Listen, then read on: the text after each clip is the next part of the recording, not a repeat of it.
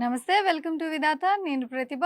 తెలంగాణ లోక్సభ ఎన్నికల్లో ఈసారి Congress లాభపడనుందా? TRS vote share కు కాంగ్రెస్ గండి కొట్టబోతుందా? బీజేపీకి ఓటు బ్యాంకు పెరగనుందా? కారు దిగిపోయిన క్షేత్రస్థాయి కేడర్ ఏ పార్టీకి బలం పెరగనుంది, ఏ పార్టీకి బలం తగ్గిపోబోతుంది? తెలంగాణలో మూడు పార్టీల మధ్య ఓటింగ్ శాతం ఎలా ఉండబోతుంది?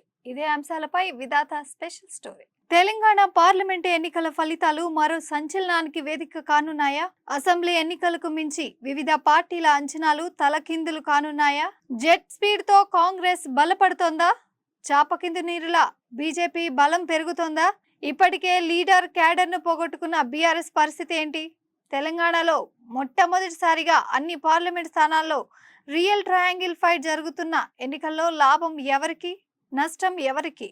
మే 13న జరగనున్న తెలంగాణ పార్లమెంట్ ఎన్నికల్లో కాంగ్రెస్ పార్టీ ఊహించని స్థానాలను గెలుచుకోబోతుందనే అభిప్రాయాలు వ్యక్తమవుతున్నాయి. అసెంబ్లీ ఎన్నికల ఫలితాలను మించి పార్లమెంట్ స్థానాలు ఆ పార్టీ ఖాతాలో పడనున్నాయని వివిధ సర్వేల్లో తేటతెల్లమవుతుంది. 2023 అసెంబ్లీ ఎన్నికల్లో కాంగ్రెస్ కి 39.40% ఓట్లు వచ్చి 64 స్థానాలు గెలుచుకోగా, బీఆర్ఎస్ కు 37.35% ఓట్లు వచ్చి 39 స్థానాలకు పరిమితమైంది. బీజేపీకి 13.90% ఓట్లు వచ్చి 8 ఎమ్మెల్యే స్థానాలు గెలుచుకుంది. బీఆర్ఎస్ ఓటమి తర్వాత కూడా కేసీఆర్ నెలల పాటు ఫామ్ హౌస్ కే పరిమితం అవడం, ఫోన్ ట్యాపింగ్, ఢిల్లీ మద్యం లిక్కర్ కేసులు ముమ్మరం కావడంతో బీఆర్ఎస్ పార్టీ లీడర్ తో పాటు క్యాడర్ కూడా మెజార్టీ కాంగ్రెస్ పార్టీలో చేరిపోయారు. తెలంగాణ రాష్ట్ర వ్యాప్తంగా పలువురు జిల్లా నాయకులు, మున్సిపల్ చైర్మన్లు, కార్పొరేటర్లు, జెడ్పీ చైర్మన్లు, ఎమ్మెల్యేలు, ఎంపీలు, మాజీ ఎమ్మెల్యేలు విఠల్ రెడ్డి, ఆదిలాబాద్ మాజీ ఎమ్మెల్సీ పురాణం సతీష్ కుమార్, మాజీ ఎంపీలు, రాజ్యసభ సభ్యులు, చివరకు జీహెచ్ఎంసీ మేయర్ స్థాయి నాయకులు కూడా కాంగ్రెస్ కు క్యూ కట్టారు. ఎంపీపీలు, జెడ్పీటీసీలు, సర్పంచులు కూడా కాంగ్రెస్ లో చేరిపోయారు. రాజ్యసభ సభ్యులు కేశవరావు, మేయర్ విజయలక్ష్మితో పాటు ఎమ్మెల్యేలు కడియం శ్రీహరి, దానం నాగేందర్, తెల్లం వెంకట్రావు అధికారికంగా కాంగ్రెస్ లో చేరిపోగా, ఇంకా 12 మంది ఎమ్మెల్యేలు టచ్ లో ఉన్నట్లు చెబుతున్నారు. మాజీ ఎమ్మెల్యేలు సైదిరెడ్డి వంటి వారు బీజేపీలో చేరి బరిలో ఉన్నారు. 3 నెలల్లో బీఆర్ఎస్ ను ఖాళీ చేస్తామని కోమటిరెడ్డి వెంకటరెడ్డి లాంటి వారు బహిరంగంగానే చెప్తున్నారు. బీఆర్ఎస్ కు ప్రస్తుతం 9 మంది ఎంపీలు ఉండగా, ఇప్పటికే వారిలో 5 గులాబీ జెండాను వదిలేశారు. వారిలో పెద్దపల్లి, వరంగల్, చేవెళ్ల ఎంపీలు వెంకటేష్ నేత, పసునూరి దయాకర్, రంజిత్ రెడ్డి కాంగ్రెస్ లో చేరిపోగా, జహీరాబాద్, నాగర్ కర్నూలు ఎంపీలు బీబీ పాటిల్, రాములు బీజేపీలో చేరారు. ప్రస్తుతం 4 ఎంపీలు మాత్రమే ఉన్నారు. వారిలో 3కి మాలోతు కవితకు మహబూబాబాద్, మన్నే శ్రీనివాస్ రెడ్డికి మహబూబ్ నగర్, నామా నాగేశ్వరరావుకు ఖమ్మం టికెట్లు కేటాయించారు.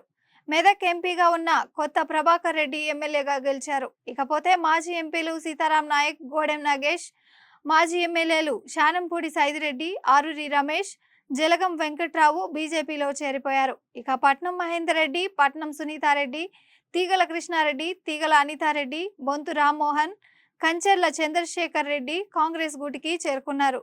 మాజీ ఎమ్మెల్యే ఫైళ్ల శేఖర్ రెడ్డి, మండలి చైర్మన్ గుత్తా సుఖేందర్ రెడ్డి కొడుకు అమిత్ రెడ్డి కూడా కాంగ్రెస్ లో చేరేందుకు సిద్ధమయ్యారని తెలుస్తుంది. ఇన్నాళ్లుగా బీఆర్ఎస్ లో ఎమ్మెల్యేలుగా, ఎంపీలుగా పదవులు అనుభవించిన నేతలే పార్టీని వీడుతుండటంతో తమ పరిస్థితి ఏమిటన్న గందరగోళానికి కార్యకర్తలు గురవుతున్నారు.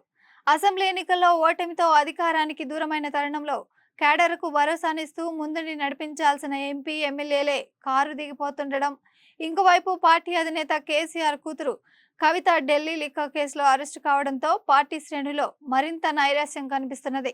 లోక్సభ ఎన్నికలకు ముందు వరుసగా సాగుతున్న బడా నేతల వలసలు చూస్తుంటే బీఆర్ఎస్ కనీసం 2-3 ఎంపీ సీట్లైనా గెలుస్తుందా అనే అనుమానాలు పార్టీ క్యాడర్లోనే బలపడుతున్నాయి. ఇదే జరిగితే స్థానిక సంస్థల ఎన్నికల నాటికి మండల, గ్రామ స్థాయి నాయకత్వం వరకు విస్తరిస్తుందని జగమెరిగిన సత్యం చెప్తుంది. అసెంబ్లీ ఎన్నికల్లో ఓడిన తర్వాత కూడా కేసీఆర్ వైఖరిలో ఏమాత్రం మార్పు రాలేదన్న ఆవేదన ఆ పార్టీ క్యాడర్లో బలంగా ఉంది.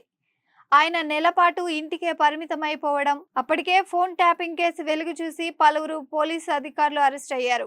ఇంతలో ఢిల్లీ లిక్కర్ స్కామ్ లో కవిత అరెస్ట్ అయి తిహార్ జైలుకు వెళ్లడంతో బీజేపీ, బీఆర్ఎస్ మధ్య లోపాయికారి పొత్తు బెడిసికొట్టిందన్న ఊహాగానాలకు ఊతమిచ్చింది. దీంతో అధికార కాంగ్రెస్ లోకి బీఆర్ఎస్ నుంచి వలసలు పెరిగాయి. బీఆర్ఎస్ నుంచి బీజేపీలోకి వెళ్లిన వారు కూడా ఈ సంఘటనల తర్వాత కేసీఆర్ బయటకు రాకపోవడం వల్లే జంప్ చేశారని చెబుతున్నారు. తెలంగాణలోని లోక్సభ స్థానాలకు పోటీ చేస్తున్న అభ్యర్థులను పరిశీలిస్తే కాంగ్రెస్, బీజేపీ పార్టీల తరపున పోటీలోకి దిగింది మాజీ బీఆర్ఎస్ నాయకులే. కొన్ని పార్లమెంటు నియోజకవర్గాల్లో అయితే ముగ్గురు అభ్యర్థులు బీఆర్ఎస్ కు చెందిన తాజా మాజీలే. వేర్వేరు పార్టీల నుండి ఎంపీ అభ్యర్థులుగా పోటీ చేస్తున్న బీఆర్ఎస్ మాజీలు వీళ్ళే. వరంగల్ లోక్సభ బీఆర్ఎస్ నుంచి మారేపల్లి సుధీర్ కుమార్ పోటీ చేస్తుండగా, కాంగ్రెస్ నుంచి కడియం కావ్య, బీజేపీ తరపున అరూరి రమేష్ పోటీలో ఉన్నారు. ఇక మల్కాజ్గిరి బీఆర్ఎస్ నుంచి రాగిడి లక్ష్మారెడ్డి బరిలో ఉండగా, కాంగ్రెస్ నుంచి పట్నం సునీత మహేందర్ రెడ్డి, బీజేపీ నుంచి ఈటెల రాజేందర్ పోటీలో ఉన్నారు. ఇక చేవెళ్లలో పోటీ పడుతున్న కాసాని జ్ఞానేశ్వర్ బీఆర్ఎస్ నుంచి, కాంగ్రెస్ నుంచి రంజిత్ రెడ్డి, ఇక చేవెళ్లలో పోటీ పడుతున్న కాసాని జ్ఞానేశ్వర్ బీఆర్ఎస్ తరపున, రంజిత్ రెడ్డి కాంగ్రెస్ తరపు నుంచి పోటీ చేస్తున్నారు. బీజేపీ నుంచి పోటీ చేస్తున్న కొండా విశ్వేశ్వర్ రెడ్డి కూడా బీఆర్ఎస్ మాజీ ఎంపీనే కావడం గమనార్హం. మొత్తం 17 పార్లమెంట్ స్థానాల్లో దాదాపు ఇదే పరిస్థితి నెలకొంది. మొత్తంగా చూస్తే అటు కాంగ్రెస్ కానీ ఇటు బీజేపీ కానీ సంపాదించుకునే కొత్త ఓటు షేరు బీఆర్ఎస్ నుంచి ఉండేదేనని రాజకీయ విశ్లేషకులు చెప్తున్నారు. గత అసెంబ్లీ ఎన్నికల్లో 25 నుంచి 30 నియోజకవర్గాల్లో మాత్రమే త్రిముఖ పోటీ నెలకొన్నదని గుర్తు చేస్తున్నారు. అయితే మారిన రాజకీయ పరిణామాల్లో నానాటికి కునారిల్లిపోతున్న బీఆర్ఎస్ షేరు గణనీయంగా తగ్గిపోనున్నదని అంచనా వేస్తున్నారు. ఈ క్రమంలోనే బీజేపీ కాంగ్రెస్ ఓట్ షేర్ పెరుగుతుందని చెప్తున్నారు.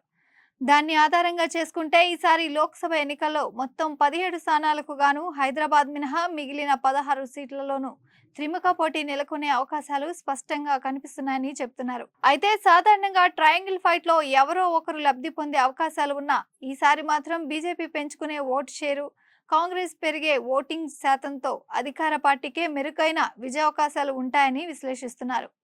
కాంగ్రెస్ 10 నుంచి 14 సీట్లలో, బీజేపీ 4 నుంచి 5 సీట్లలో గెలిచే అవకాశం ఉండగా, బీఆర్ఎస్ 2 లేదా 3 స్థానాలకు పరిమితం అవుతుందని అంచనా వేస్తున్నారు.